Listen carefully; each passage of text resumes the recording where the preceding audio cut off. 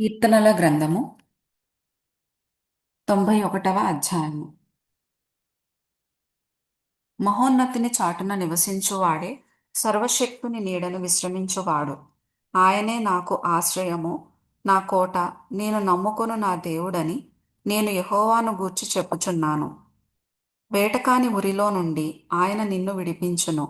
నాశనకరమైన తెగులు రాకుండా నిన్ను రక్షించును. ఆయన తన రెక్కలతో నిన్ను కప్పును. ఆయన రెక్కల క్రింద నీకు ఆశ్రయము కలుగును. ఆయన సత్యము కేడెమును డాలునై ఉన్నది.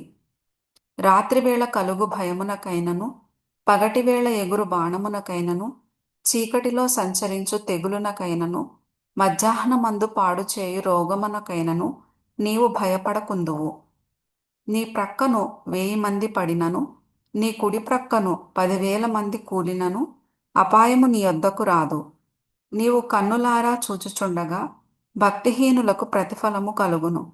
యెహోవా, నీవే నా ఆశ్రయము అని నీవు మహోన్నతుడైన దేవుని నీకు నివాస స్థలముగా చేసుకొని ఉన్నావు. నీకు అపాయమేమియూ రాదు. ఏ తెగులును నీ గుడారమును సమీపించదు. నీ మార్గములన్నిటిలో నిన్ను కాపాడుటకు ఆయన నిన్ను గూర్చి తన దూతలను ఆజ్ఞాపించును. నీ పాదములకు రాయి తగులకుండా వారు నిన్ను తమ చేతుల మీద ఎత్తి పట్టుకొందురు. నీవు సింహములను నాగుపాములను త్రొక్కెదవు.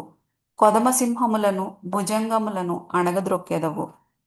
అతడు నన్ను ప్రేమించుచున్నాడు గనుక నేనతని తప్పించెదను. అతడు నా నామము నెరిగినవాడు గనుక నేనతని ఘనపరచెదను. అతడు నాకు మొర్రపెట్టగా నేనతనికి ఉత్తరం ఇచ్చెదను.